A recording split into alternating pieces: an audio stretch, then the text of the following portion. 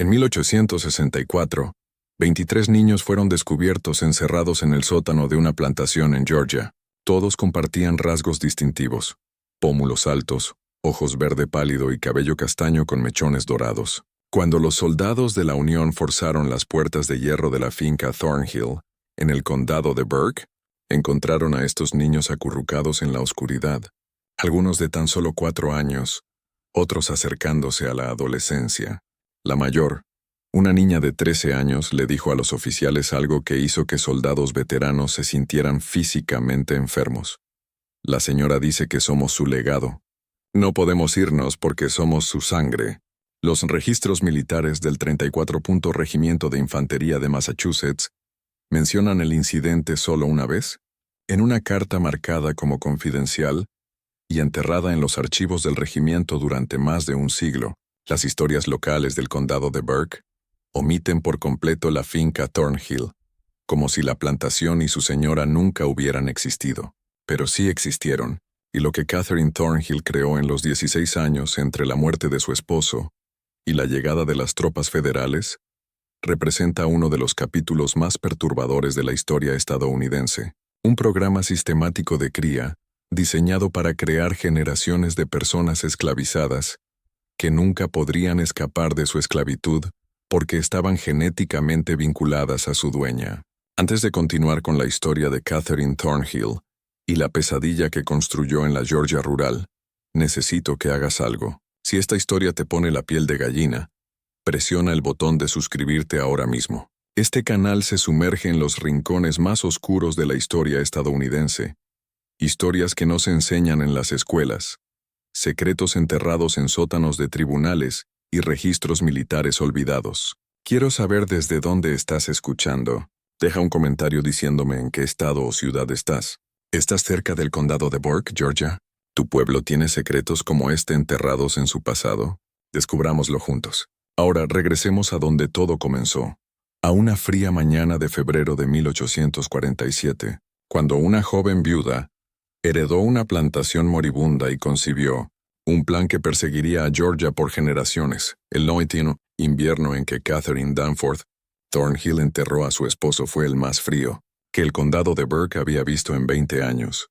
La finca Thornhill ocupaba 1,700 acres de tierra arcillosa roja, a 7 millas al suroeste de Waynesboro, la sede del condado. En 1847, el condado de Burke era territorio algodonero, aunque no tan próspero como las regiones del Cinturón Negro más al oeste. El suelo estaba agotado, sobreexplotado por décadas de monocultivo. Las plantaciones que habían florecido en la década de 1820 estaban en dificultades para la década de 1840, atrapadas entre la caída de los precios del algodón y el aumento de los costos. La guerra mexicana había atraído a los trabajadores, y las discusiones sobre la expansión territorial dividían a las comunidades. La finca Thornhill había sido una de las propiedades más exitosas de la región. El difunto esposo de Catherine, Jonathan Thornhill, la heredó en 1838 con 42 trabajadores esclavizados, equipos adecuados y una deuda manejable. Pero Jonathan fue un mal administrador y un entusiasta apostador. Cuando una fiebre invernal se lo llevó en febrero de 1847, la finca estaba hipotecada hasta el límite. Los campos apenas producían lo suficiente para alimentar a los trabajadores, y los acreedores rondaban como buitres. Catherine tenía 28 años cuando quedó viuda. Se casó con Jonathan a los 19, un matrimonio estratégico arreglado por su padre, Theodore Danforth, un prominente comerciante de Augusta. Los Danforth eran dinero antiguo de Georgia, descendientes de colonos llegados en la década de 1730. Catherine había sido educada por tutores privados, hablaba francés aceptablemente y había sido criada con expectativas de administrar un hogar sustancial. Lo que no esperaba era heredar una plantación en quiebra con deudas aplastantes y un hijastro de 16 años que la miraba con algo cercano al odio. Richard Thornhill era el hijo de Jonathan de su primer matrimonio. Su madre murió al dar a luz en 1831, y Jonathan se volvió a casar 5 años después.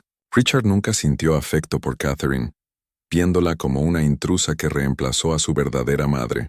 Era un chico hosco, estudioso, que pasaba la mayor parte del tiempo en la pequeña biblioteca de la finca, evitando tanto a su madrastra como el trabajo práctico de administrar una plantación. Catherine lo consideraba débil, poco práctico y demasiado sentimental con los trabajadores esclavizados. Una vez sugirió que deberían aprender a leer, una idea tan peligrosa que Catherine le prohibió volver a mencionarla. La plantación reflejaba su declive. La casa principal era una estructura de ladrillo blanqueado de 2 pisos con 6 columnas en el pórtico frontal, construida en 1805 en estilo federal. La pintura se descascaraba de los marcos de las ventanas, y el tejado tenía goteras en 3 lugares. El mobiliario era una mezcla de piezas heredadas de la familia de Jonathan y reemplazos más baratos comprados cuando las piezas buenas se vendieron para pagar deudas de juego.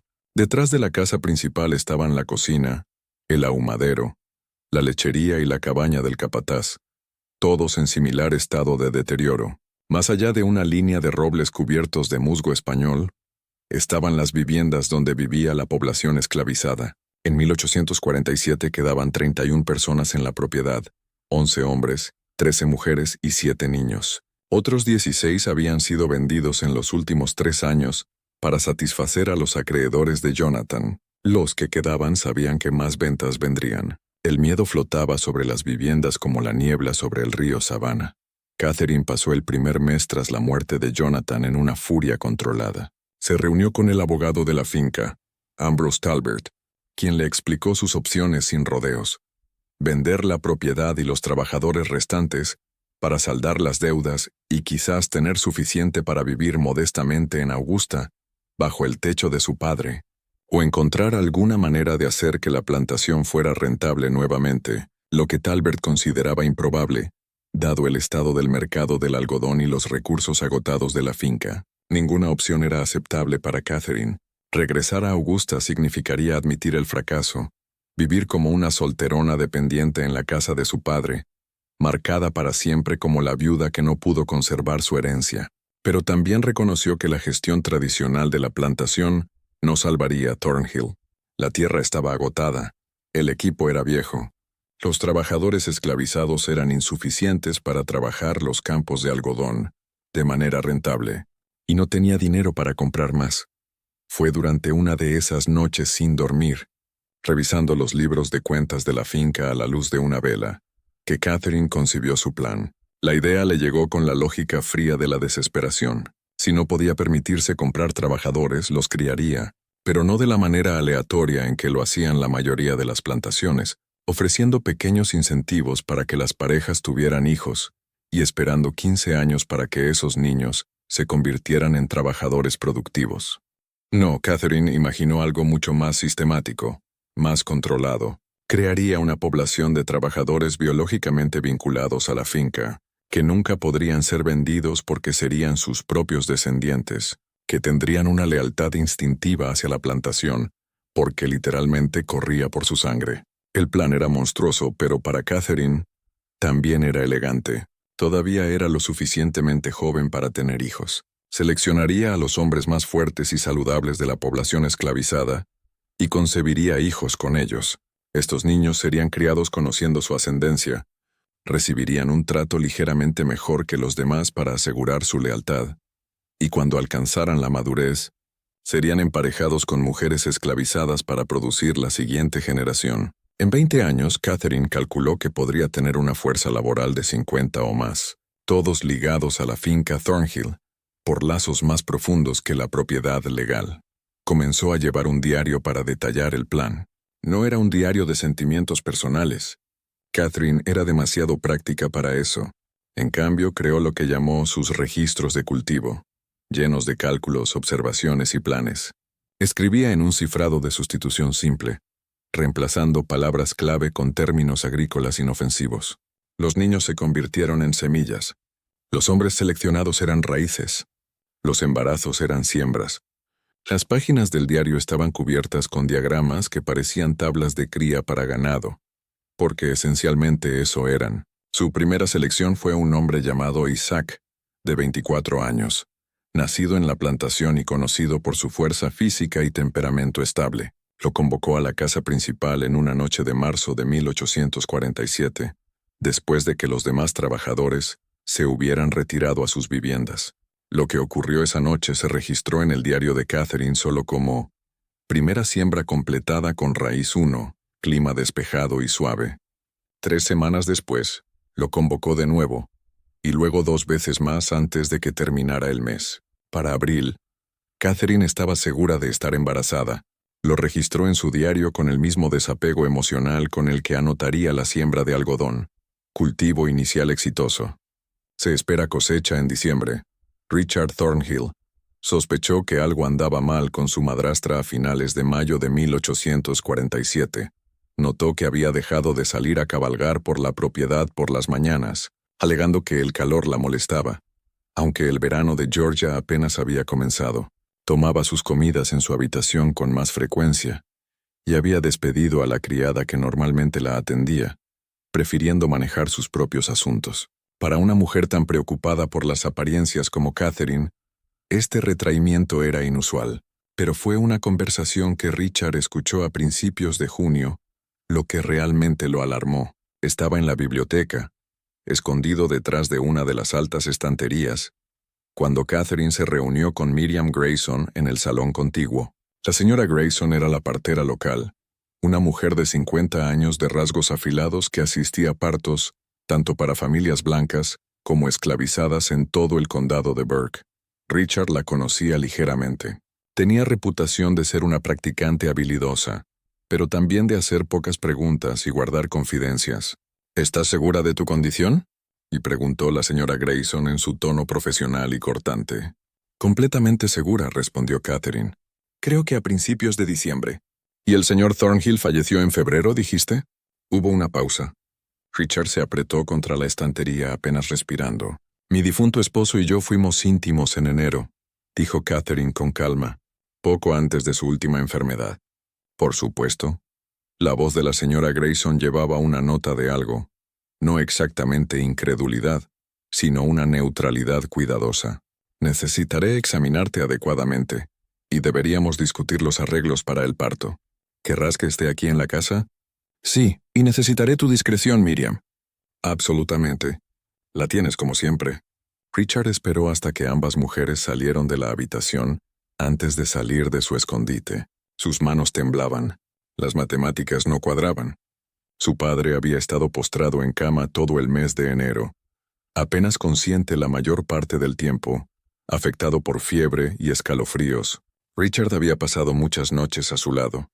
No había posibilidad de relaciones íntimas entre su padre y Catherine, lo que significaba que el niño que Catherine llevaba había sido concebido después de la muerte de Jonathan, en marzo o abril con alguien más. Las implicaciones enfermaron a Richard. Si se sabía que Catherine había concebido un hijo fuera del matrimonio, el escándalo destruiría lo poco que quedaba de la reputación de la familia. Los acreedores actuarían de inmediato para embargar la propiedad. La familia Danforth en Augusta la repudiaría, pero más allá de las consecuencias prácticas, Richard estaba horrorizado por el engaño en sí. Catherine tenía la intención de presentar a este niño como el heredero legítimo de su padre, de mentir a todos, de construir su futuro sobre una base de fraude. Consideró sus opciones. Podía enfrentarse a Catherine directamente, pero solo tenía 16 años, y ella tenía toda la autoridad legal sobre la finca. Podía acudir al abogado Talbert en Waynesboro, pero sin pruebas sería su palabra contra la de Catherine, y como menor, su testimonio tendría poco peso. Podía escribir a su abuelo Danforth en Augusta, pero Catherine leía todo el correo saliente de la finca. En cambio, Richard comenzó a observar a Catherine cuidadosamente, buscando pruebas, intentando entender qué planeaba. Notó que convocaba a Isaac a la casa principal con regularidad, siempre después del anochecer, siempre cuando el capataz estaba en la ciudad o ocupado con tareas en otra parte de la propiedad. Vio que la actitud de Catherine hacia Isaac era diferente a la que tenía con otros trabajadores esclavizados, no exactamente amable, pero menos hostil. Hablaba con él en oraciones completas en lugar de órdenes secas. Para Julio, Richard estaba seguro de que Isaac era el padre del hijo de Catherine. La realización lo llenó de horror, no solo por la violación de los límites sociales y legales, sino por lo que revelaba sobre el carácter de Catherine. Ella había elegido fríamente, deliberadamente concebir un hijo con un hombre esclavizado, presentarlo como el hijo de su difunto esposo y mantener esta mentira indefinidamente. ¿Qué tipo de mujer era capaz de tal engaño calculado? Encontró parte de la respuesta a principios de agosto, durante una de las raras visitas de Catherine a Waynesboro. Richard había estado buscando documentos legales relacionados con la finca, con vagas ideas de encontrar algo que le diera ventaja sobre Catherine, cuando descubrió un diario encuadernado en cuero escondido en un cajón cerrado de su escritorio. El candado era lo suficientemente simple como para que un chico de 16 años decidido lo abriera. El diario estaba escrito en cifrado, pero Richard siempre había sido bueno con los rompecabezas. Le tomó 3 días, trabajando en secreto cuando Catherine no estaba en casa, descifrar el patrón de sustitución básico. Lo que leyó le heló la sangre. Catherine no solo estaba teniendo una aventura con Isaac, estaba implementando un programa de cría deliberado. El diario lo detallaba con un detalle escalofriante. Su plan para concebir múltiples hijos con hombres esclavizados seleccionados. Criar a esos hijos como parte de la fuerza laboral de la plantación y, eventualmente, emparejarlos entre sí y con otras personas esclavizadas para crear una población en constante expansión de trabajadores genéticamente ligados a la finca, Thornhill y a ella misma. Había gráficos, cálculos de nacimientos esperados en periodos de 5 años, notas sobre qué hombres mostraban características físicas deseables, especulaciones sobre si rasgos como fuerza, inteligencia y temperamento eran heredables. Leía como un manual de criadores de ganado, excepto que el ganado eran seres humanos. Richard copió varias páginas del diario, traduciendo el cifrado al inglés claro, su mano temblando tanto que apenas podía sostener la pluma. Esto era evidencia. Esto era prueba de la depravación de Catherine. Podía llevarlo a las autoridades. Podía exponerla. Pero esa noche en la cena, Catherine lo miró con esos ojos verdes fríos y dijo casualmente, «Richard, ¿has estado en mi estudio recientemente? Algunos de mis papeles parecen haber sido tocados». «No, señora», mintió Richard con la garganta apretada. «Guardo ciertos documentos bajo llave por una buena razón», continuó Catherine, cortando su carne con movimientos precisos. «Si alguna vez descubriera que alguien ha violado mi privacidad, roto mi confianza de una manera tan fundamental, me temo que tendría que tomar medidas serias. ¿Entiendes?» «Sí, señora». «Bien, porque la lealtad familiar lo es todo, Richard, todo. Sin ella somos simplemente animales desgarrándonos unos a otros». Sonrió, pero la sonrisa no llegó a sus ojos. «Sé que querías mucho a tu padre. Odiaría que su memoria se viera empañada por un escándalo, especialmente uno que surgiera de su propia casa». La amenaza era clara. Si Richard intentaba exponer a Catherine, ella encontraría una manera de devolverle el golpe, de pintarlo como un hijastro perturbado y resentido, inventando mentiras sobre una viuda afligida. ¿A quién creerían las personas? ¿A una respetada señora de plantación de una familia prominente? ¿O a un adolescente incómodo con un resentimiento conocido hacia su madrastra? Richard regresó a su habitación esa noche y quemó las páginas que había copiado, pero continuó observando a Catherine y comenzó a sentirse cada vez más enfermo. Empezó con fatiga. Para septiembre, Richard se encontraba agotado a media tarde, incapaz de concentrarse en sus libros. Su apetito disminuyó. Desarrolló dolores de cabeza frecuentes que dificultaban pensar con claridad. Para octubre, experimentaba debilidad muscular y dolores estomacales ocasionales. Catherine mostró gran preocupación. Insistió en que Richard permaneciera en cama. Preparaba sus comidas ella misma, llevándole tazones de sopa y platos de alimentos blandos. Convocó a la señora Grayson para examinarlo. La partera, que también actuaba como médica general en ausencia de un médico propiamente dicho, diagnosticó agotamiento nervioso complicado por una posible consunción. Prescribió descanso, aire fresco cuando Richard se sintiera lo suficientemente fuerte, y un tónico especial que Catherine obtuvo de una farmacia en Augusta. La tuberculosis a menudo afecta a hombres jóvenes de disposición sensible, le dijo Catherine a Richard, ajustando sus almohadas con cuidado atento. Tu padre tenía un primo que murió de eso a tu edad. Debemos ser muy vigilantes. Richard sabía más. Había leído sobre envenenamiento por arsénico durante sus horas en la biblioteca. Reconoció los síntomas en sí mismo. La fatiga, los problemas digestivos, la debilidad muscular. Catherine lo estaba matando lentamente, disfrazando el asesinato como una enfermedad, eliminando a la única persona que conocía su secreto y representaba una amenaza para sus planes. Pero estaba demasiado débil para contraatacar, demasiado aislado para obtener ayuda. Los sirvientes de la casa seguían las órdenes de Catherine al pie de la letra. El capataz rara vez venía a la casa principal. La habitación de Richard estaba en el segundo piso, y para noviembre apenas tenía fuerzas para levantarse de la cama, mucho menos escapar de la propiedad y llegar a Waynesboro. Hizo un último intento de exponer a Catherine a finales de noviembre, escribiendo una carta a su abuelo Danforth en Augusta. Le tomó 3 días componerla, trabajando unos minutos a la vez antes de que el agotamiento lo superara. Describió el programa de cría de Catherine, su diario, el envenenamiento. Selló la carta y se la dio a una de las sirvientas más jóvenes, una chica llamada Pearl, rogándole que la enviara en Waynesboro sin decírselo a Catherine. Pearl tomó la carta, pero también se lo contó a Catherine, aterrorizada por lo que pasaría si la señora descubría que había estado guardando secretos. Catherine leyó la carta sin expresión, luego la quemó en la chimenea frente a Richard. «Estás muy enfermo, cariño», dijo suavemente, casi con ternura. «La fiebre está afectando tu mente. Estás imaginando cosas que no son reales. Es una bendición realmente, que no tengas que sufrir mucho más». Richard Thornhill murió el 3 de diciembre de 1847, 3 semanas antes de su 17º cumpleaños. El doctor Samuel Pritchard de Waynesboro, convocado para registrar la muerte, anotó consunción como la causa y comentó que el joven se había consumido con una rapidez trágica. Catherine lloró decorosamente en el funeral. Llevó luto durante un año completo.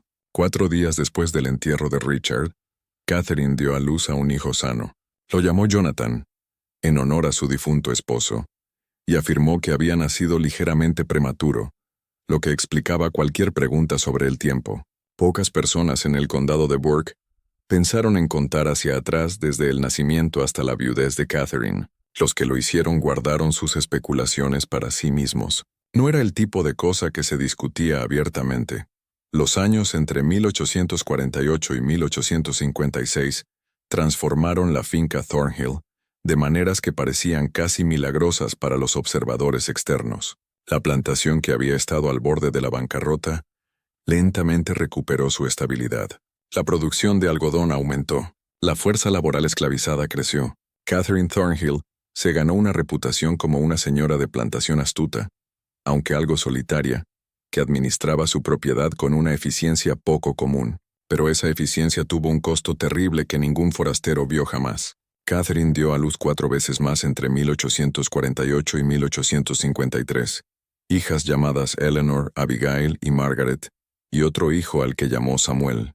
Cada nacimiento fue atendido únicamente por Miriam Grayson, quien para entonces estaba profundamente cómplice en los planes de Catherine.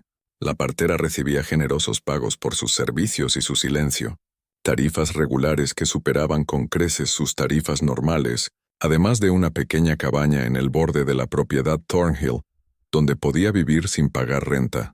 El papel de la señora Grayson iba mucho más allá de asistir los partos de Catherine. También desempeñaba una función más oscura, asegurándose de que las mujeres esclavizadas en la propiedad solo dieran a luz a niños que encajaran en los planes cuidadosos de Catherine. Cuando ocurrían embarazos fuera de los emparejamientos controlados de Catherine, y ocurrían, porque los seres humanos forman vínculos y relaciones íntimas, incluso en las circunstancias más opresivas, la señora Grayson proporcionaba abortivos, compuestos a base de plantas que inducían abortos. Realizaba estos procedimientos en una pequeña habitación detrás de la cabaña del capataz, lejos de la casa principal, lejos de testigos. Las mujeres sometidas a estos abortos forzados rara vez hablaban de ellos, ni siquiera entre ellas. El trauma era profundo, el dolor imposible de expresar en un sistema que ya les negaba autonomía sobre sus propios cuerpos. Pero los susurros circulaban por las viviendas de todos modos. Historias de mujeres que estaban embarazadas una semana y sangrando la siguiente, a las que se les decía que simplemente habían perdido a los bebés de forma natural, aunque todos sabían que la señora Grayson estaba involucrada. Una mujer llamada Ruth intentó resistir. En la primavera de 1851, Estaba embarazada de 5 meses cuando Catherine descubrió que el padre no era el hombre que ella había designado para Ruth, sino un joven trabajador de campo llamado Samuel, con quien Ruth había formado un vínculo genuino. Catherine ordenó a la señora Grayson que terminara el embarazo de inmediato. Ruth huyó. Logró llegar a casi 4 millas en los bosques de pinos al suroeste de la plantación, antes de que los perros del capataz la encontraran. Fue arrastrada de vuelta a la finca Thornhill, sujetada por 2 hombres mientras la señora Grayson le administraba forzosamente los compuestos abortivos. Ruth sobrevivió físicamente al calvario, pero algo fundamental se rompió dentro de ella. Trabajó mecánicamente después de eso. Hablaba poco y murió 2 años después durante un brote de fiebre que arrasó las viviendas. Tenía 24 años, pero la tragedia de Ruth fue solo una entre muchas. Para 1856, el programa de Catherine había producido 7 hijos propios, todos criados en un extraño espacio liminal. Legalmente, eran esclavos.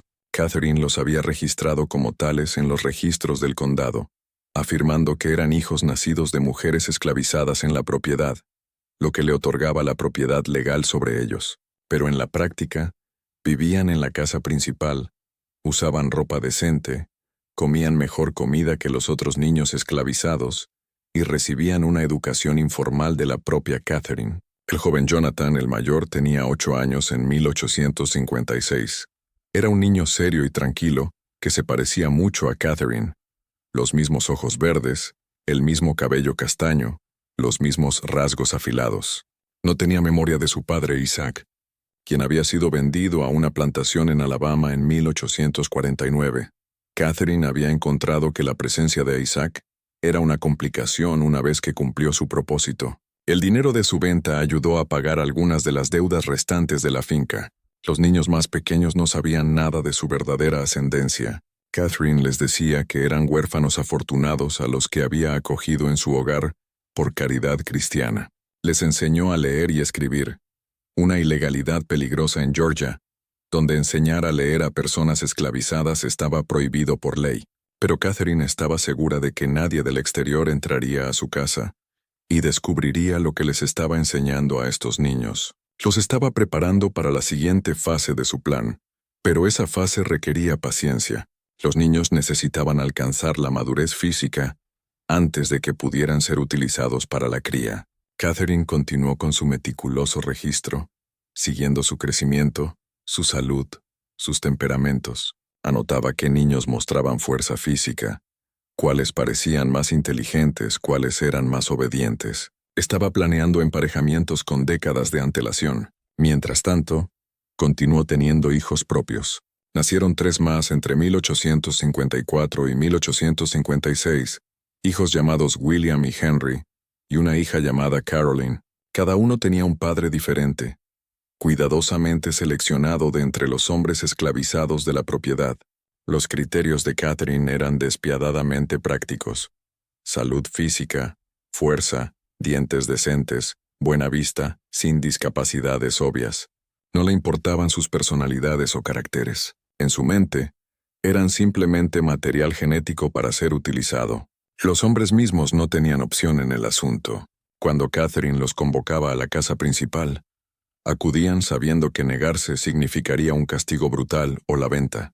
Algunos de ellos entendían lo que estaba ocurriendo, que los hijos que Catherine tenía serían sus propios descendientes biológicos, incluso cuando esos hijos serían criados para pensar en Catherine como su benefactora y salvadora. La tortura psicológica de esta situación era extrema. Fueron forzados a convertirse en padres de niños que nunca podrían reconocer, nunca criar, nunca proteger. Un hombre llamado Thomas fue convocado a la casa principal en 1855. Tenía 26 años. Estaba casado con una mujer llamada Hannah, que vivía en las viviendas. Hannah estaba embarazada de su primer hijo. Cuando Thomas supo que Catherine pretendía usarlo para la cría, intentó negarse. El capataz, un hombre brutal llamado Virgil Kane, hizo que Thomas fuera azotado frente a toda la población esclavizada. 39 latigazos que dejaron su espalda marcada de por vida. Luego, Catherine lo hizo llevar a la casa principal de todos modos. Thomas obedeció. No tenía otra opción. Pero nunca habló con Hannah sobre lo que pasó en la casa principal. Y Hannah nunca preguntó. Algunos conocimientos eran demasiado venenosos para expresarlos. Para 1856, la finca Thornhill albergaba una población que parecía normal en la superficie, pero que en realidad estaba estructurada según la lógica retorcida de Catherine. Estaban los trabajadores de campo, unos 20 adultos y sus hijos, que trabajaban el algodón y el maíz bajo la supervisión del capataz. Estaban los sirvientes de la casa, 3 mujeres y un hombre mayor que cocinaban, limpiaban y mantenían el espacio doméstico. Y luego estaban los niños especiales de Catherine, 10 en total para 1856, con edades que iban desde los 8 años hasta la infancia. Estos niños ocupaban una posición extraña en la jerarquía de la plantación. Las demás personas esclavizadas los resentían por sus privilegios, pero también los compadecían por lo que representaban. Todos en las viviendas entendían, en algún nivel, lo que Catherine estaba haciendo. No tenían un lenguaje para la eugenesia o los programas de cría. Esos términos vendrían después, pero reconocían el patrón. Veían cómo Catherine mantenía registros detallados de los niños, cómo los medía periódicamente, cómo anotaba su desarrollo en su diario cerrado, y esperaban con una especie de horror anticipado lo que sucedería cuando estos niños crecieran. Porque todos sabían lo que Catherine pretendía, lo había dejado claro de manera sutil, en comentarios e instrucciones. Estos niños estaban siendo criados para producir la próxima generación de trabajadores. Eran herramientas en el plan a largo plazo de Catherine para crear una fuerza laboral que nunca pudiera irse, que nunca pudiera ser vendida, porque estaban genéticamente ligados a ella y a la finca Thornhill. Era una abominación disfrazada de innovación. Pero en el mundo aislado de una plantación rural de Georgia en la década de 1850, sin supervisión externa y con el poder absoluto concentrado en las manos del propietario, Catherine pudo perseguir su visión sin interferencias. La única persona que representaba una amenaza potencial era el abogado Talbert en Waynesboro, quien manejaba los asuntos legales de la finca y, por lo tanto, tenía acceso a registros que podrían generar preguntas. Pero Talbert era un hombre práctico que valoraba a los clientes rentables, y para 1856 la finca Thornhill estaba volviéndose rentable. Los rendimientos de algodón estaban mejorando, la fuerza laboral estaba creciendo a través del programa de cría de Catherine, sin costo de adquisición. Las deudas se estaban pagando. Talbert no hacía preguntas incómodas porque se beneficiaba del éxito de Catherine. El aislamiento de la plantación ayudaba a mantener el secreto. Thornhill estaba a 7 millas de Waynesboro, conectada por un camino áspero que a menudo era intransitable en invierno. Los vecinos eran pocos. La plantación más cercana estaba a 3 millas de distancia. Catherine rara vez recibía visitantes y desalentaba las visitas sociales. Cuando interactuaba con otras familias de plantaciones, generalmente en la iglesia los domingos o en reuniones ocasionales en Waynesboro, se presentaba como una viuda adecuada, administrando la propiedad de su difunto esposo con virtud cristiana y sabiduría práctica. Nadie sospechaba del horror sistemático que ocurría detrás de las paredes de ladrillo blanqueado de la casa principal y en las viviendas más allá de los robles. E incluso si lo hubieran sospechado, ¿les habría importado? Esto era Georgia en la década de 1850, una sociedad construida sobre la explotación brutal del trabajo esclavizado. El programa de Catherine era más sistemático, más fríamente calculado que la mayoría, pero no era fundamentalmente diferente en esencia de lo que ocurría en miles de otras plantaciones en el sur. Ese fue quizás el aspecto más perturbador de toda la situación. El programa de cría de Catherine era monstruoso, pero también lógico dentro del marco de una sociedad que ya trataba a los seres humanos como propiedad para comprar, vender y criar a voluntad. Ella simplemente había tomado la lógica subyacente de la esclavitud y la había llevado a una de sus conclusiones más horrendas. Pero los sistemas construidos sobre una injusticia tan profunda contienen las semillas de su propia destrucción. El cambio estaba llegando a Georgia y a todo el sur, aunque en 1856 pocas personas podían imaginar cuán pronto o cuán violentamente llegaría. A finales de la década de 1850, las tensiones aumentaron en el condado de Burke y en toda Georgia. La cuestión de la expansión de la esclavitud a nuevos territorios dominaba la política nacional. La violencia en el territorio de Kansas, donde colonos pro-esclavitud y anti-esclavitud literalmente se mataban entre sí, se discutía en tonos ansiosos en el tribunal de Waynesboro. La elección presidencial de 1856, que puso a James Buchanan en el cargo, hizo poco para resolver los conflictos fundamentales que desgarraban al país. Catherine prestaba poca atención a la política. Su enfoque permanecía fijo en la finca Thornhill y su programa a largo plazo. Para 1859, sus hijos mayores se acercaban a la adolescencia. Jonathan tenía 11 años, Eleanor 10, Abigail 9. Todavía eran demasiado jóvenes para la fase de cría de su plan, pero ya estaba haciendo preparativos, seleccionando qué jóvenes esclavizadas serían parejas adecuadas cuando llegara el momento. Fue durante este periodo que Catherine construyó lo que llamó la Sala del Legado en una sección previamente no utilizada del ala este de la mansión. Les dijo a los sirvientes de la casa que sería un espacio de almacenamiento para registros y recuerdos familiares. En realidad era un santuario para su programa de cría. La sala no tenía ventanas. Estaba iluminada por lámparas de aceite, con paredes llenas de estanterías y una gran mesa en el centro. En los estantes, Catherine guardaba sus diarios codificados, 3 volúmenes encuadernados en cuero para 1859, que narraban cada nacimiento, cada emparejamiento, cada observación sobre el desarrollo de los niños. También guardaba pequeños frascos de vidrio, cada uno etiquetado con un nombre y una fecha, que contenían mechones de cabello de cada niño. Estas muestras estaban organizadas en filas por generación y ascendencia, un archivo físico de sus experimentos genéticos. En la mesa, Catherine había dibujado elaborados árboles genealógicos en tinta, mostrando no las relaciones familiares reales, sino sus emparejamientos planeados para futuras generaciones. Líneas conectaban nombres con anotaciones sobre resultados esperados: constitución fuerte, buenos dientes, inteligente, temperamento obediente. Parecía un gráfico de cría para perros de exposición o caballos de carrera, excepto que los nombres eran humanos. Abigail emparejada con el hijo de Thomas, Jacob.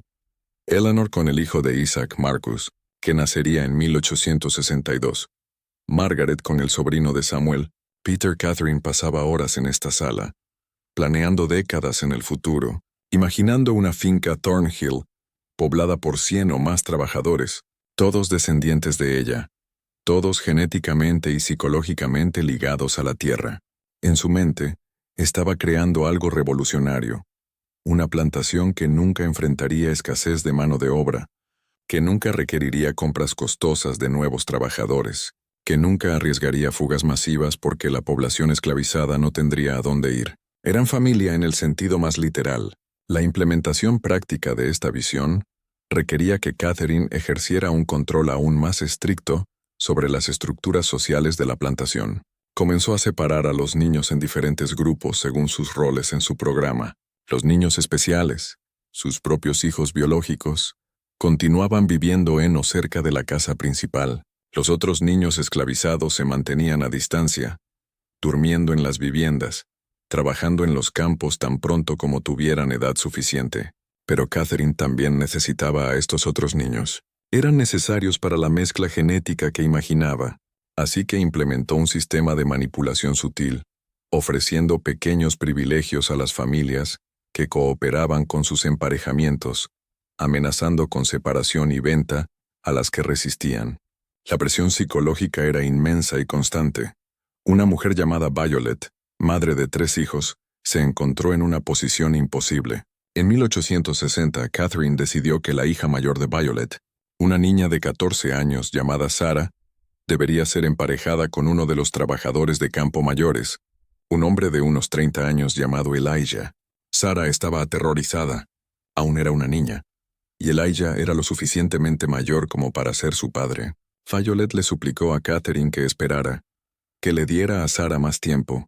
La respuesta de Catherine fue fría. «Tienes 2 hijas menores, Violet. ¿Prefieres que las venda para resolver este asunto? ¿O hará Sarah su deber con esta finca y contigo?» Sarah fue emparejada con Elijah ese otoño. Dio a luz a una hija 9 meses después y murió por complicaciones del parto. Tenía 15 años. Violet nunca se recuperó de la pérdida. Continuó trabajando mecánicamente sin hablar con nadie, y en 1862 caminó hacia el río Savannah y se ahogó. Pero tragedias como las de Sarah y Violet eran invisibles para los observadores externos. Cuando los visitantes llegaban a la finca Thornhill, lo que era raro, veían una plantación bien administrada con campos ordenados, una casa sustancial y una fuerza laboral que parecía adecuadamente alimentada y alojada. El horror estaba cuidadosamente oculto, enterrado en las viviendas, encerrado en la sala del legado, codificado en los diarios de Catherine. Luego llegó 1860, y todo cambió. Abraham Lincoln fue elegido presidente. Carolina del Sur se separó de la Unión en diciembre. Georgia siguió en enero de 1861, con delegados en la Convención de Secesión en Milledgeville, votando 208 a 89 para dejar los Estados Unidos y unirse a los Estados Confederados de América. La guerra comenzó en abril con el ataque a Fort Sumter. Inicialmente muchos georgianos creían que sería un conflicto breve, unos pocos meses, quizás un año, y la Confederación establecería su independencia. Pero la guerra se prolongó hasta 1861, 1862 y 1863. Los jóvenes del condado de Burke marcharon a luchar en Virginia y Tennessee. Algunos regresaron en ataúdes, otros no regresaron en absoluto. La guerra interrumpió los planes de Catherine de maneras que no había anticipado. El capataz Virgil Kane se alistó en el ejército confederado en 1861 y murió en Shiloh en abril de 1862. Encontrar un reemplazo fue difícil. La mayoría de los hombres blancos en edad de trabajar estaban en la guerra. Catherine eventualmente contrató a un hombre mayor llamado Silas Kendrick, que era demasiado viejo para el servicio militar. Kendrick era menos brutal que Kane, pero también menos efectivo para mantener la disciplina y el control. La población esclavizada en la finca Thornhill comenzó a sentir los cambios en las dinámicas de poder. Las noticias se filtraban a través de las redes de esclavos que conectaban plantaciones en toda Georgia, informes susurrados de victorias de la Unión, rumores de que Lincoln había emitido una proclama liberando a las personas esclavizadas en territorio confederado, especulaciones sobre qué pasaría si los yanquis llegaran al sur. Catherine apretó su control lo mejor que pudo, confinó a la población esclavizada a la plantación, prohibiendo que nadie saliera, incluso para visitar a familiares en propiedades vecinas. Aumentó ligeramente las raciones para reducir la tentación de escapar y aceleró su programa de cría, empujando a algunos de los niños a emparejamientos antes de lo que había planeado originalmente. Jonathan, su hijo mayor, cumplió 15 años en diciembre de 1862. Catherine decidió que estaba listo. Había seleccionado a una joven llamada Rachel, de 16 años, hija de uno de los trabajadores de campo. Rachel no tenía voz en el asunto. En febrero de 1863, Catherine organizó que Jonathan y Rachel se casaran en una ceremonia que ella misma llevó a cabo en la casa principal, una burla de boda sin validez legal, diseñada puramente para dar un barniz de respetabilidad al emparejamiento de cría. Jonathan, que había sido criado aislado de las demás personas esclavizadas y enseñado a pensar en Catherine como su benefactora, aceptó este arreglo sin cuestionarlo. No entendía lo que se le había hecho. No sabía que Catherine era su madre biológica. No percibía la profunda injusticia de toda la situación. Rachel, traumatizada hasta el silencio, no dijo nada. Pero otros en las viviendas estaban observando. Veían a Catherine emparejando a estos niños especiales, los que había criado en la casa principal, con los otros jóvenes esclavizados.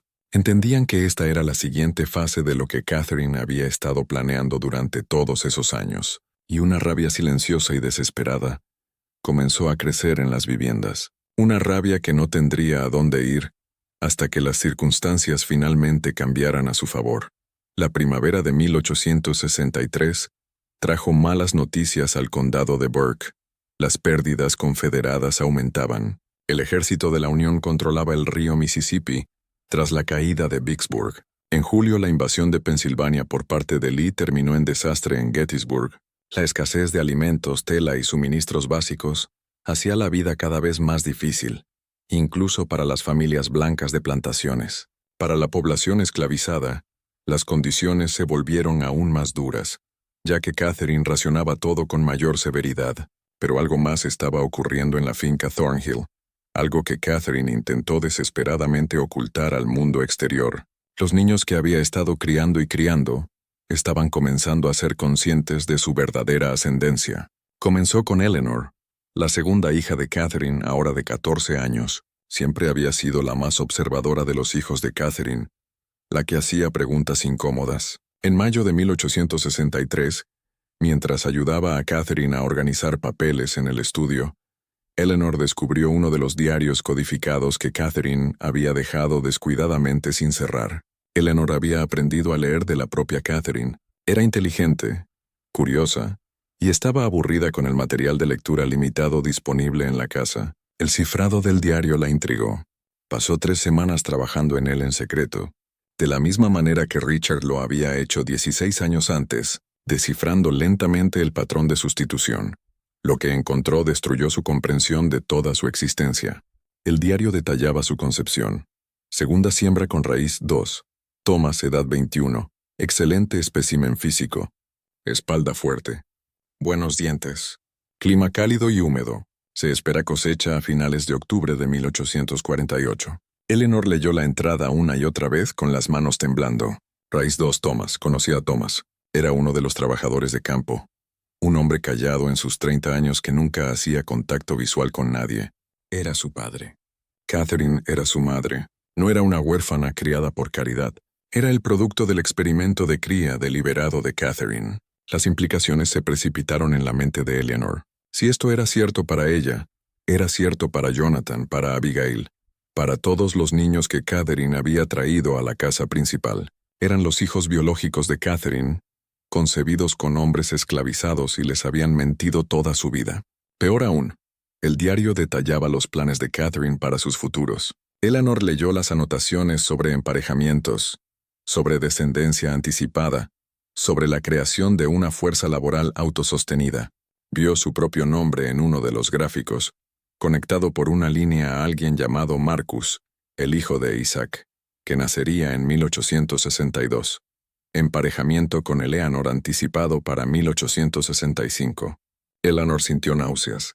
Catherine tenía la intención de emparejarla con un niño que aún no había nacido, de obligarla a tener hijos que serían esclavizados en esta plantación para siempre, de convertirla en otra herramienta de cría en este sistema de pesadilla. Enfrentó a Catherine esa noche, con la voz temblando de rabia y horror. Leí tu diario. Sé lo que eres. Sé lo que soy. El rostro de Catherine se quedó inmóvil, sus ojos fríos como el invierno. No debiste haber hecho eso, Eleanor. Eres mi madre. Thomas es mi padre. Y has estado planeando criarnos como animales. Eleanor apenas podía pronunciar las palabras. Siéntate, ordenó Catherine. No, siéntate. La amenaza en la voz de Catherine era inconfundible. Eleanor se sentó con todo su cuerpo temblando. Catherine caminó por la habitación, claramente evaluando el problema que Eleanor ahora representaba. Finalmente habló. Eres lo suficientemente inteligente como para entender la posición en la que estamos. Así que hablaré con claridad. Sí, soy tu madre biológica. Sí. He estado implementando un programa sistemático para crear una fuerza laboral autosostenida para esta finca. ¿Y sí? Tú y los demás participaréis en ese programa cuando lleguéis a la edad adecuada.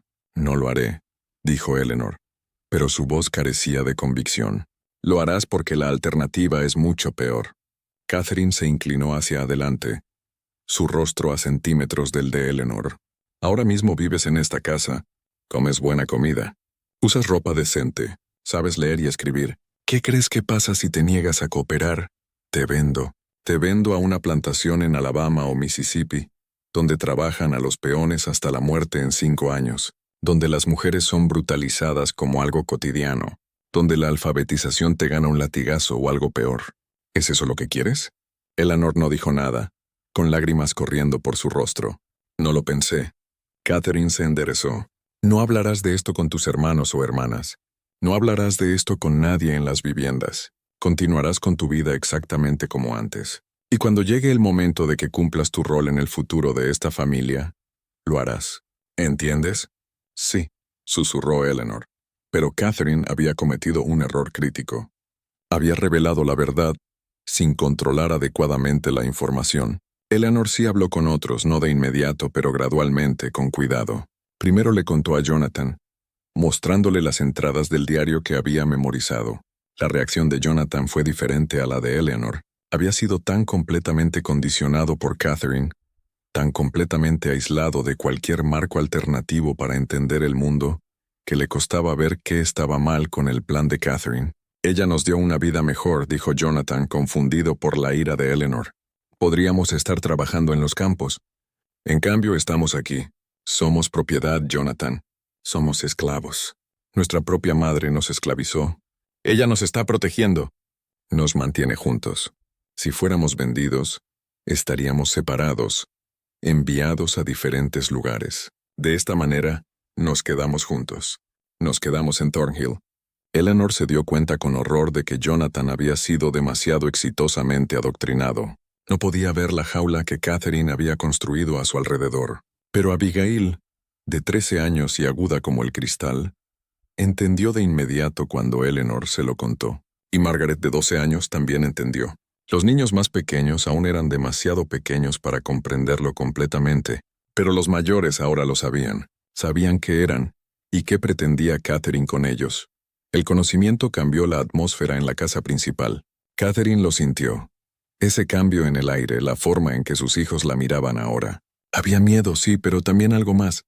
Cálculo, espera. Estaban esperando su momento, y Catherine lo sabía. Consideró sus opciones. Podía vender a los niños mayores, eliminar el problema, pero eso desperdiciaría años de inversión y planificación. Podía castigarlos severamente para quebrar sus espíritus, pero la brutalidad física podría dañarlos de maneras que interferirían con el programa de cría.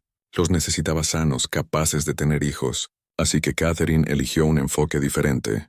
Demostraría las consecuencias de la desobediencia a través de otra persona. En agosto de 1863, una joven llamada Grace intentó escapar de la finca Thornhill. Tenía 17 años, estaba embarazada y desesperada. Había sido emparejada con uno de los trabajadores de campo contra su voluntad, y no podía soportar la idea de traer un hijo a este sistema. Corrió de noche, dirigiéndose hacia el este, hacia el río Savannah, esperando de alguna manera cruzar a Carolina del Sur, y desde allí llegar a las líneas de la Unión. Fue capturada en 12 horas.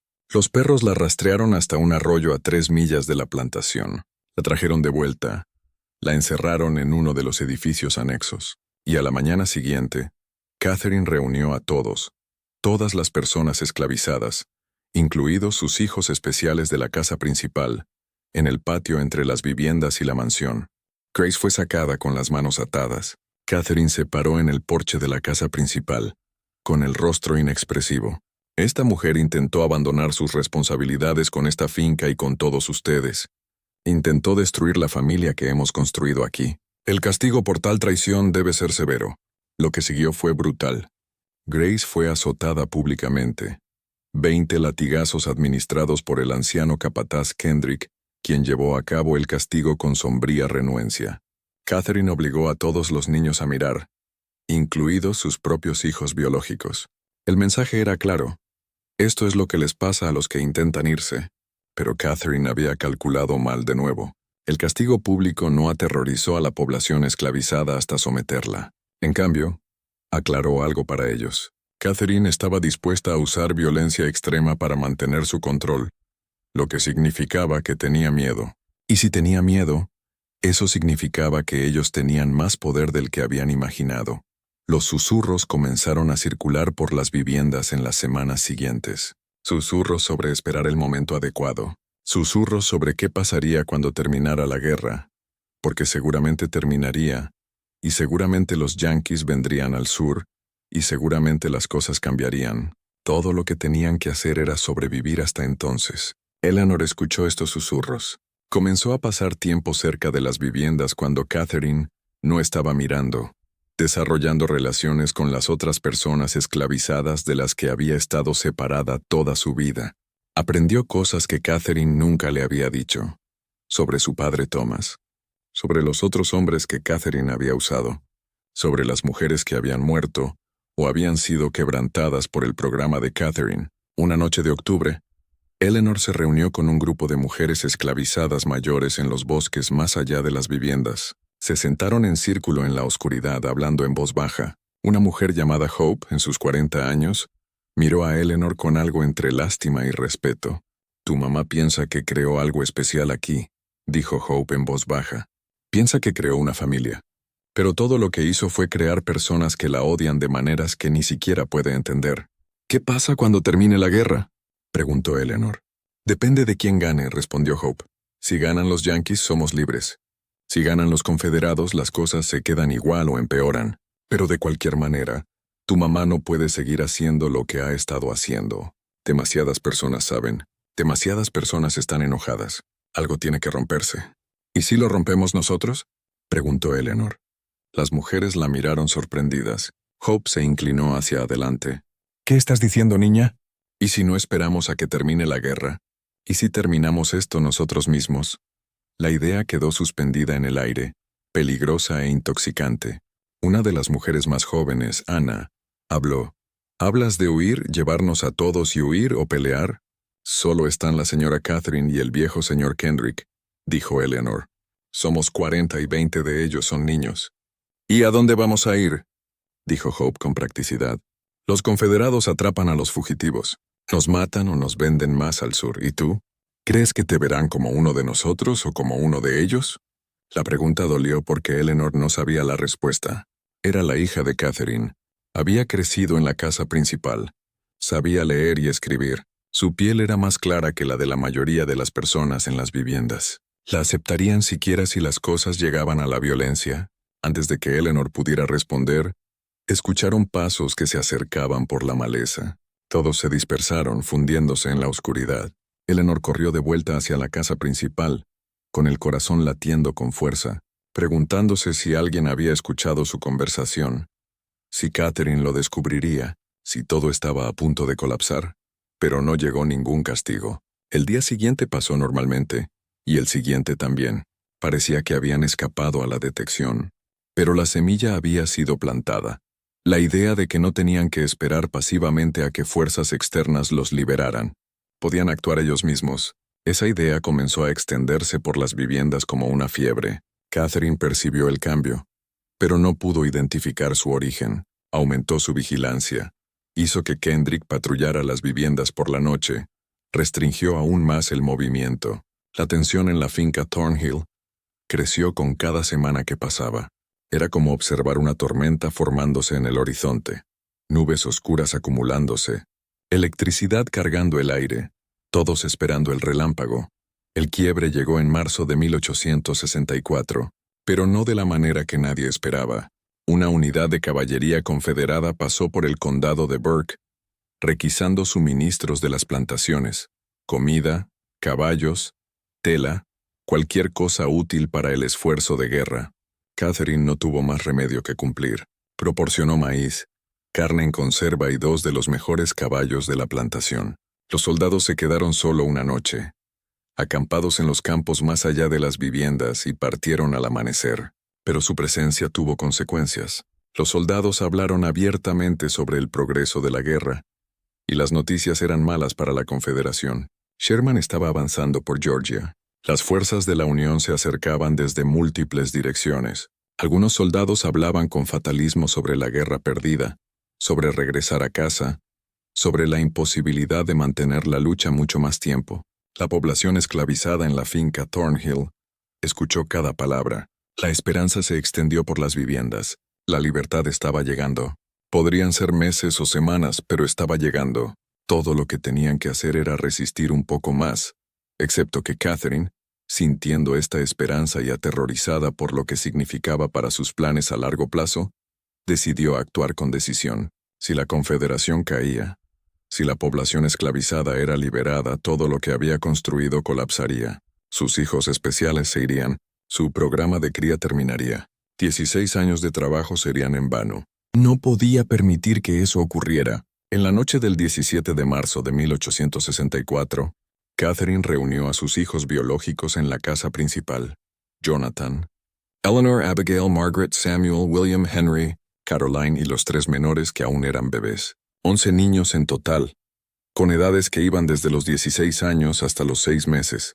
Las cosas van a cambiar muy pronto, les dijo Catherine con la voz tranquila pero los ojos intensos. La guerra puede terminar mal para nosotros. Los Yankees pueden venir. Puede haber intentos de alejarlos de mí, de destruir nuestra familia. No puedo permitir que eso ocurra. Eleanor sintió un escalofrío recorrerle la espalda. ¿Qué estás planeando? Vamos a asegurar nuestro futuro, dijo Catherine. Esta noche, los condujo a la sala del legado en el ala este, la sala a la que ninguno, excepto Jonathan, había tenido permitido entrar. Catherine encendió las lámparas de aceite, iluminando las estanterías con diarios, los frascos con muestras de cabello, los elaborados árboles genealógicos dibujados en papel y clavados en las paredes. Este es nuestro legado, dijo Catherine. Esto es lo que hemos construido juntos y nadie nos lo va a quitar. De un gabinete cerrado, Catherine sacó una pequeña caja de madera. Dentro había varias botellas de vidrio con un líquido transparente. Esto es una medicina llamada láudano, explicó. En pequeñas dosis alivia el dolor. En dosis mayores proporciona paz eterna. Abigail jadeó. ¿Quieres envenenarnos? Quiero protegerlos, corrigió Catherine, con un borde de desesperación en la voz. Si vienen los yanquis y liberan a los demás, ¿a dónde irán? No son lo suficientemente blancos para vivir en la sociedad blanca. No son completamente negros a sus ojos tampoco. Serán marginados. No pertenecerán a nadie, no pertenecerán a ningún lugar. ¿Es eso mejor que quedarse aquí, juntos conmigo? Sí, dijo Eleanor con firmeza. Cualquier cosa es mejor que esto. El rostro de Catherine se endureció. Son demasiado jóvenes para entender.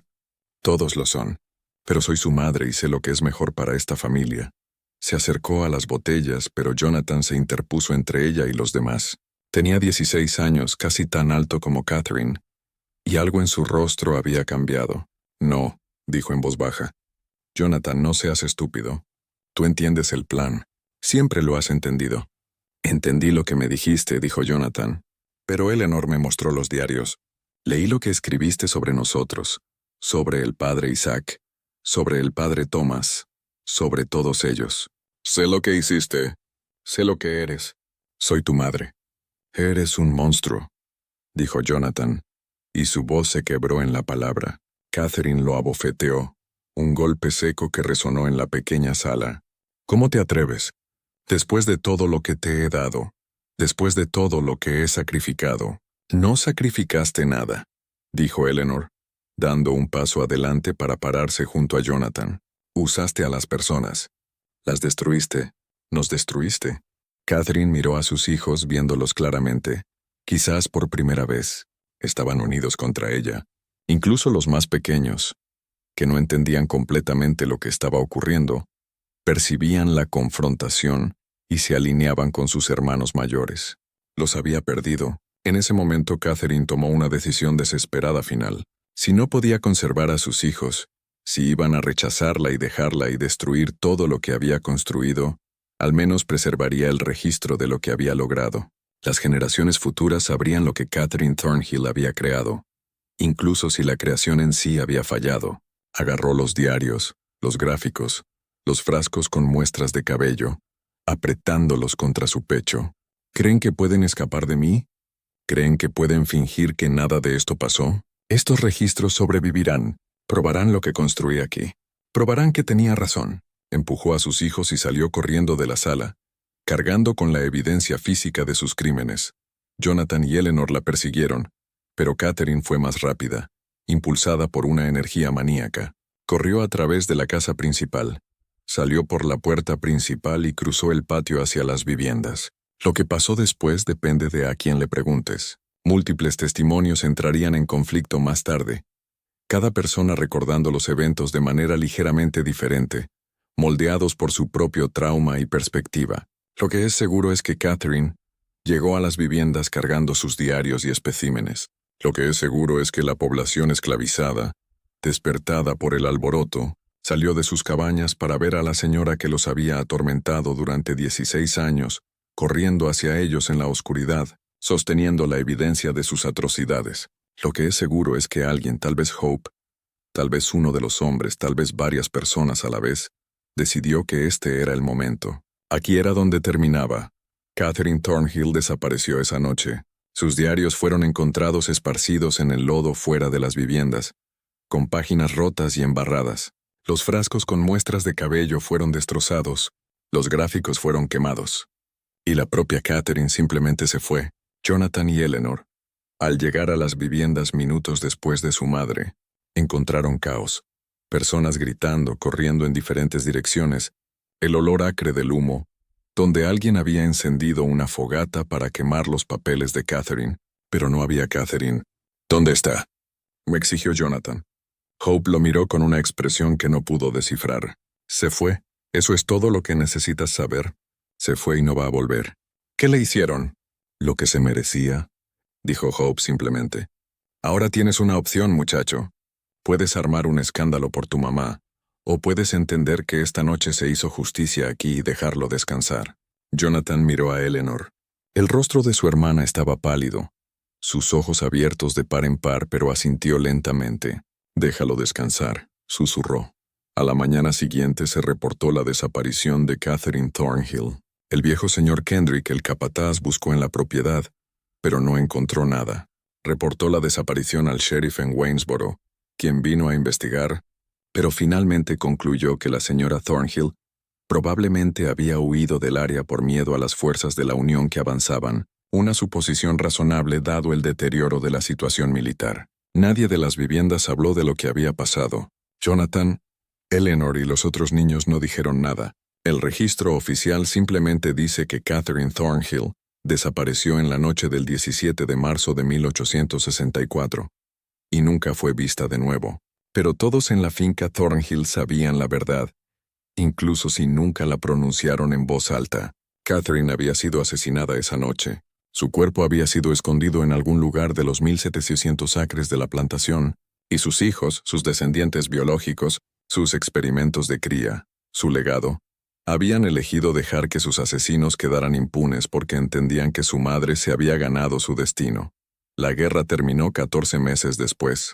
El ejército del general Sherman arrasó con Georgia a finales de 1864, aunque pasó a 30 millas al norte del condado de Burke, y nunca llegó directamente a la finca Thornhill. La Confederación colapsó en abril de 1865. La libertad llegó a la población esclavizada de Georgia a través de una combinación de ocupación militar, la 13ª enmienda, y el simple hecho de que el sistema de esclavitud ya no podía mantenerse. En la finca Thornhill, la transición fue complicada. Jonathan, como el hijo mayor de Catherine, tenía algún reclamo legal sobre la propiedad, pero su estatus era ambiguo. Legalmente esclavo bajo la ley de Georgia, pero también heredero biológico de Catherine. El abogado Talbert en Waynesboro intentó resolver el enredo, pero eventualmente se dio por vencido. La propiedad cayó en una especie de limbo legal. La mayoría de la población anteriormente esclavizada abandonó la finca Thornhill a las pocas semanas de la emancipación. Se dispersaron por Georgia y más allá, buscando familiares que habían sido vendidos años antes, buscando oportunidades en las ciudades, o simplemente poniendo tanta distancia como fuera posible entre ellos y el lugar de su sufrimiento. Algunos se quedaron, al menos inicialmente. Hope permaneció, ayudando a organizar a aquellos que no tenían a dónde ir. Thomas se quedó, el padre biológico de Eleanor, quien finalmente después de 16 años pudo reconocer a su hija abiertamente. Tuvieron una conversación sobre Catherine, sobre lo que se le había hecho a él y a Eleanor, y luego nunca volvieron a hablar de ello. El dolor era demasiado profundo, demasiado enredado con la injusticia fundamental de toda la situación. Eleanor misma se quedó en la finca Thornhill hasta 1867. En esos años después de la guerra, aprendió cómo existir como persona libre, aunque el daño psicológico de su infancia nunca sanó por completo. Eventualmente se mudó a Savannah, donde trabajó como costurera y se casó con un carpintero llamado William Foster. Nunca tuvo hijos. Nunca habló públicamente sobre su madre o su infancia. Cuando murió en 1903, su obituario no mencionó la finca Thornhill ni el condado de Burke. Jonathan se quedó en la plantación más tiempo, intentando trabajar la tierra con un pequeño grupo de hombres liberados que permanecieron. Pero el mercado del algodón estaba deprimido. El suelo estaba agotado y la reputación de la propiedad había comenzado a extenderse por la comunidad negra del condado de Burke. Para 1869, Jonathan se rindió y abandonó la finca. Se trasladó al oeste, eventualmente estableciéndose en Texas bajo un nombre falso. Murió en 1891, y entre sus pocas posesiones Había un pequeño cuaderno donde había escrito una y otra vez en letra diminuta: no elegí esto. No elegí esto. No elegí esto. La finca Thornhill misma se deterioró rápidamente. La casa principal fue parcialmente quemada en un incendio sospechoso en 1871. Las estructuras restantes se convirtieron en ruinas. La tierra fue eventualmente confiscada por impuestos impagos y vendida en una subasta en 1878 a una empresa maderera que taló los árboles de crecimiento antiguo y dividió la propiedad en parcelas. Pero en 1871 se descubrió algo que trajo la historia de vuelta a la atención pública, al menos brevemente. Un perforador de pozos que trabajaba en una propiedad vecina rompió accidentalmente un viejo sistema en lo que había sido tierra de Thornhill. Dentro del sistema, a 30 pies bajo tierra, había un esqueleto. Los restos estaban en su mayoría intactos, preservados por las condiciones frescas y secas. Pertenecían a una mujer, probablemente en sus 30 o 40 años. Restos de tela sugerían un vestido de la década de 1860. Un medallón de metal corroído encontrado cerca del esqueleto contenía 2 retratos en miniatura, un hombre y un niño pequeño. El forense de Waynesboro examinó los restos y concluyó que la mujer había muerto por un trauma contundente en el cráneo. El esqueleto fue enterrado en una tumba sin marcar en el cementerio del condado. El registro oficial identificó los restos solo como mujer desconocida descubierta en la antigua propiedad Thornhill, 1871. Pero la comunidad negra del condado de Burke sabía quién era. La historia se había transmitido en susurros, en cocinas y iglesias en un lenguaje codificado que protegía a quienes habían estado presentes esa noche de marzo de 1864. Sabían que Catherine Thornhill había sido asesinada por las personas a las que había esclavizado y brutalizado. Sabían que su cuerpo había sido escondido en un pozo profundo o sistema. Sabían que se había hecho una especie de justicia. Con los años, salió más información, aunque siempre fragmentaria, siempre incompleta. En 1889, un hombre en su lecho de muerte en Alabama confesó a un ministro que había ayudado a asesinar a su antigua señora en Georgia durante la guerra. No proporcionó nombres ni detalles, pero el ministro anotó la confesión en sus registros. En 1902, una mujer en Savannah, nieta de Hope, escribió un breve memoir que mencionaba la noche en que la señora diabólica desapareció y nadie la lloró. La evidencia más condenatoria salió a la luz en 1923, cuando un historiador que investigaba la historia de la guerra civil en el condado de Burke descubrió un conjunto de cartas en el sótano del tribunal. Entre ellas estaba una carta escrita en 1865 por el capitán de la Unión Samuel Reynolds, quien había comandado una de las primeras unidades federales en entrar al condado de Burke, después de que terminó la guerra. Reynolds escribió: «Descubrimos evidencia perturbadora en una propiedad llamada Finca Thornhill, indicios de experimentos de cría sistemática realizados por la difunta propietaria sobre personas esclavizadas, incluidos sus propios hijos biológicos. Los detalles son demasiado grotescos para relatarlos en su totalidad, pero múltiples testigos confirmaron que la mujer, una tal Catherine Thornhill, había implementado un programa para crear una población esclavizada, autosostenida a través de la reproducción forzada entre generaciones. Los testigos también nos informaron que la señora Thornhill desapareció en marzo de 1864, y aunque no declararon explícitamente qué ocurrió, su significado fue bastante claro. He elegido no perseguir el asunto más a fondo, ya que me parece que cualquier justicia que se haya ejercido sobre esta mujer fue bien merecida. He ordenado a mis hombres que no digan nada de lo que aprendimos aquí. La carta fue archivada y olvidada nuevamente hasta que una estudiante de posgrado la encontró en 1954 mientras investigaba su disertación sobre la reconstrucción en Georgia. Intentó verificar la historia, entrevistando a residentes ancianos del condado de Burke que podrían recordar historias familiares de esa era. La mayoría afirmó no saber nada. Una mujer, de 93 años, bisnieta de una de las personas esclavizadas en la finca Thornhill, dijo solo: algunas cosas pasaron que necesitaban pasar, algunas personas hicieron cosas que necesitaban hacerse, y eso es todo lo que hay que decir al respecto. El misterio final de la finca Thornhill concierne a los 23 niños encontrados encerrados en el sótano cuando llegaron las tropas federales. El informe oficial del capitán Reynolds los menciona, al igual que varias cartas escritas por soldados de su unidad.